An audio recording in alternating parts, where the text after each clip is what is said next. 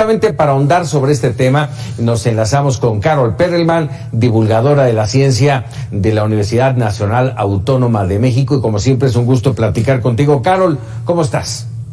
Hola, buenas noches, Paco, gusto saludarte. Muchas gracias.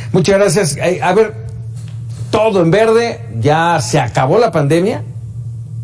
Todo en verde, pero no se ha terminado la pandemia. Acordémonos que ya hemos aprendido que lo que sucede en otras partes del mundo sí nos importa, y pues por un lado sí es una tranquilidad ver esta tregua en el país con los estados de la República Mexicana en verde. Solamente entre comillas, porque obviamente no son todos los reportados, pero un poco más de 500 casos reportados el día de hoy. Obviamente hay más, sigue el virus circulando en el país, pero con una menor incidencia. O sea, hoy tenemos menos probabilidad de salir a la calle y encontrarnos a alguien con COVID-19, pero Paco, ese riesgo no es cero.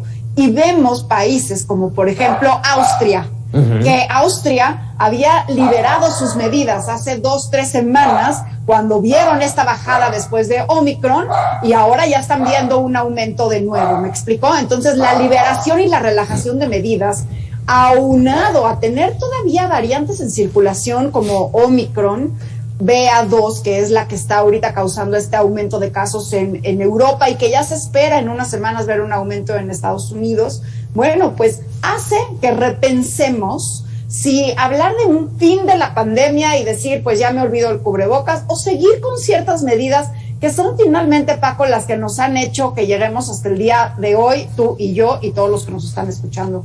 Entonces, mira, por más que se liberen, yo invito a quienes me escuchen a seguir con los cuidados.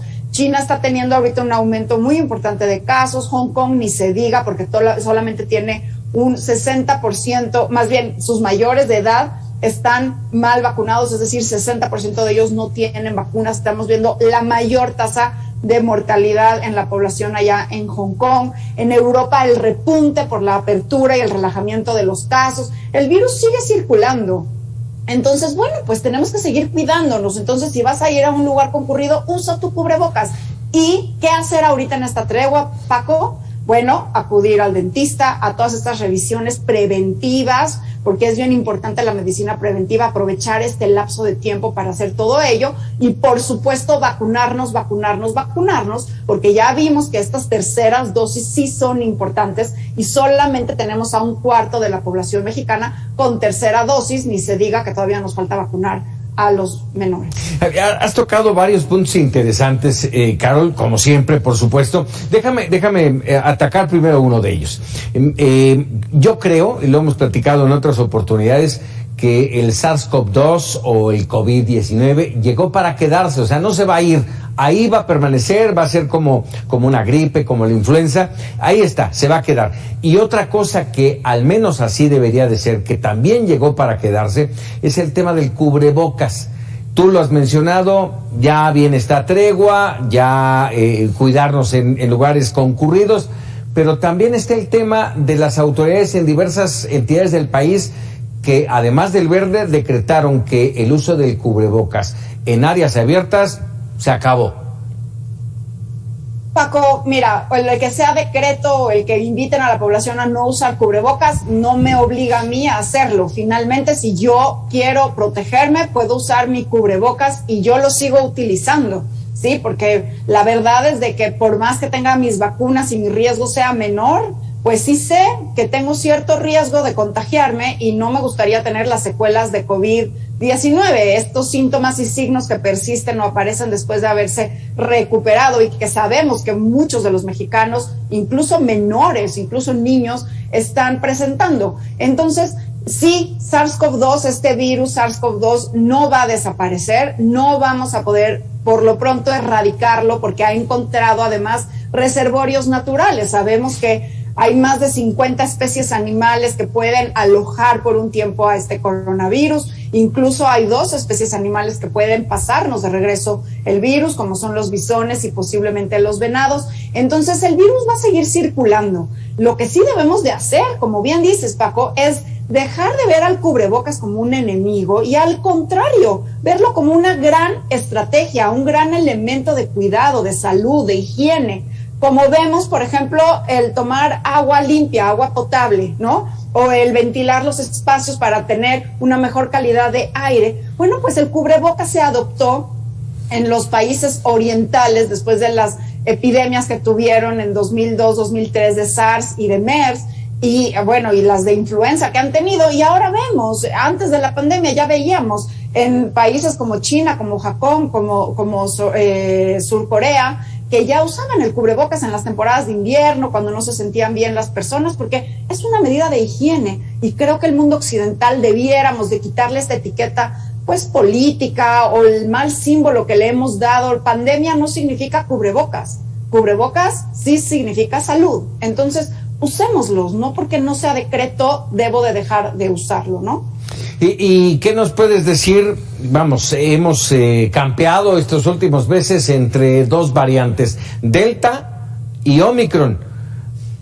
¿Cuál de ellas se mantiene? ¿Cuál de ellas sigue siendo letal? Bueno, letal son todas, porque todas tienen cierto riesgo de causar muertes, especialmente en personas no vacunadas, en personas de alto riesgo, como personas mayores con comorbilidades o con inmunosupresión.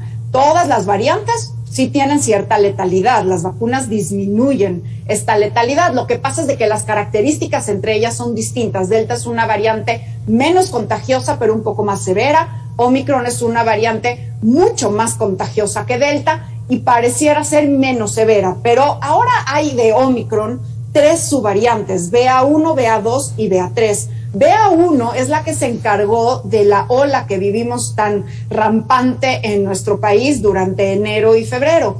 Y esta, aunque sigue siendo la principal en nuestro país, ya está empezando a ser lentamente desplazada. No sabemos si lo va a lograr desplazarse por BA2, que es otra variante de Omicron, que es la que ahorita está causando la mayoría de los casos en Dinamarca, en Alemania, en Gran Bretaña, y que está viendo el repunte de casos de nuevo, no de hospitalizaciones y de muertes por COVID, porque es población vacunada, pero no es sentencia. O sea, Sudáfrica, por ejemplo, no vio este repunte de nuevo con BA2. Vamos a ver si en México BA2 logra o no esta ola, depende mucho de nosotros. Y finalmente déjame preguntarte, hablaste del tema de la vacunación. Bueno, ya hay mucha gente todavía que no se ha puesto el refuerzo. Muchos mexicanos no se han puesto el refuerzo. No veo, con honestidad te lo digo, no veo que el programa de vacunación continúe, o prácticamente ya no se anuncia, ya no se dice en dónde hay vacunación. Y otra de las cosas, no sabemos quienes tenemos el refuerzo. Por ejemplo, en mi caso debo de tener a lo mejor unos 3 meses o un poquito más que me puse el refuerzo. ¿Cuánto tiempo me protege? Y si va a haber necesidad de un refuerzo más. Así es, Paco. Mira, por lo pronto no se recomienda todavía una 4ª dosis, un segundo refuerzo, porque la evidencia que surge de Israel, que es el país que aplicó la 4ª dosis a los mayores de 18 años, es no muy contundente respecto a la utilidad de una 4ª dosis. Solamente se recomienda una 4ª dosis, por ejemplo, a poblaciones de inmunosuprimidos, personas con trasplante de órganos, con supresión de inmunidad por cánceres, por distintas situaciones, enfermedades autoinmunes controladas, en fin, personas con inmunosupresión, o personas muy mayores de edad. Pero para el resto de la población, Paco, tú, yo, si no tenemos una comorbilidad, con 3 vacunas por lo pronto, y ya sabemos que con el tiempo vamos aprendiendo más, pero hoy la evidencia muestra que 3 vacunas son suficientes para reducir sustancialmente el riesgo de complicaciones, el riesgo de hospitalizaciones, de muerte y de tener COVID persistente o COVID largo por una infección. Yo sí invito a que las personas se apliquen esta 3ª dosis. Ya hay países que consideran que 3 dosis es el esquema de vacunación. 3 dosis, como lo hacemos con otras vacunas como la de hepatitis, son 3 dosis. De COVID-19 no sabíamos cuántas íbamos a requerir y hoy ya sabemos que se requieren estas 3 dosis. Así que si ya te toca tu refuerzo, póntelo, porque es una especie de seguro de vida. Y sería una invitación a ahorita que tenemos los casos un poco más bajos y una especie de tregua que nos ha dado esta ola tan rampante que tuvimos, pues en este momento aplicar los refuerzos, por si hubiera un aumento otra vez de casos, estar con mayor proporción de la población mexicana vacunada. Recordemos que solamente 66% de la población mexicana tiene al menos una dosis de vacuna. No es suficiente. Eso es como, pues, del 0 al 10, tener una calificación de 6.6.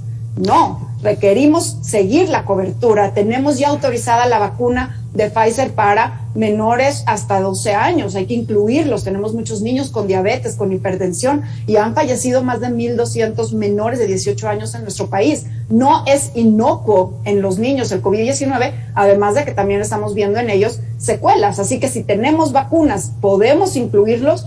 No veo la razón por no hacerlo, Paco. Hablaste de quienes no tenían comorbilidades. Para quienes sí las tenemos, ¿cuál sería la recomendación? Estamos hablando de gente con diabetes, con problemas, enfermedades coronarias, en fin.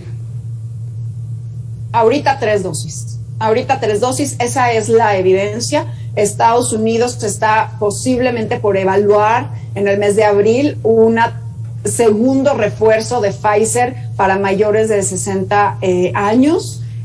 Ya la tiene autorizada para inmunosuprimidos, y Moderna pidió autorización para mayores de 18, pero todavía, como te digo, Paco, la necesidad no sabemos si existe, si este segundo refuerzo tiene realmente una justificación. Recuerda que todas las decisiones, y ya lo hemos platicado, todas las decisiones de salud tienen que integrar una evaluación de riesgo-beneficio.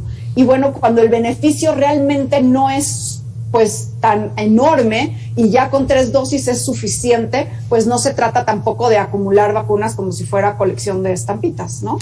Carol Perelman, siempre muy ilustrativo, muy importante platicar contigo y que nos regales minutos aquí en Mega Noticias. Muchas gracias, Paco, y a seguir cuidándonos. A seguir cuidándonos, sin duda. Y bueno, que cada quien quede, pero yo insisto, mantenga el cubrebocas. No nos quita nada, ya nos acostumbramos, ya es parte de nosotros. Muchas gracias, Carol. Hasta luego. Hasta luego. Y lo invito a que no se pierda al terminar la historia del mundo.